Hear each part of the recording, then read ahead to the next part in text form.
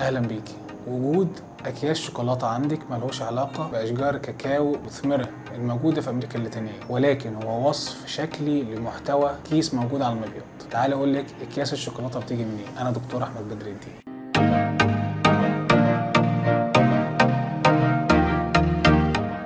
اللي لاحظته ان التشبيهات الطبيه دايما عميقه ومرتبطه بالاكل. هل ليها ارتباط بالجوع اللي موجود عندنا واحنا بنشتغل، ولا حاجه تانية؟ انا مش عارف، ومش عارف الدكتور اللي سمى الكيس ده كان بيفكر في ايه ساعتها. عامه هم لقوا كيس موجود على المبيض، جم يفتحوه لقوا فيه ماده لونها بني غامق ذات قوام جوس شويه. جه الراجل الاكيل قال ايه يا جماعه اللي عندكم ده شكلها نفس شكل الشوكولاته السايحه، يبقى نسميها شوكولاته سيست اللهم بارك. بس لما جم يحللوا الماده دي ملهوش ليها اي علاقه بالشوكولاته والشوكولات زي الخواجه ما قال ساعتها، ولكن كانت عباره عن دم قديم وموجود زي دم البيريود موجود جوه الكيس على المبيض. بس ايه اللي جابه عند المبيض؟ انا هقول لك ايه اللي جابه عند المبيض.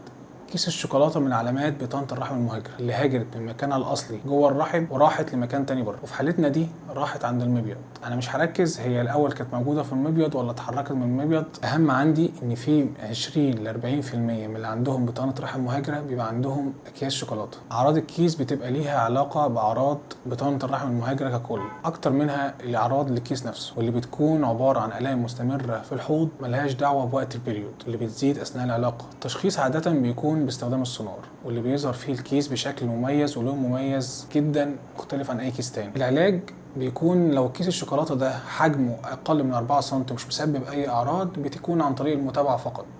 انما لو حجمه كبير 5 سم او اكثر ومعاه اعراض او مضاعفات تانية او تاخر في الحمل والانجاب بيكون التدخل عن طريق الجراحه، واللي بيكون عباره عن تقشير لجدار الكيس من على المبيض مع الحفاظ على المبيض بتاعك، لان احنا لو شلنا المبيض كله بيتاثر المخزون بتاعك جدا. انا خلصت، شكرا ليكي.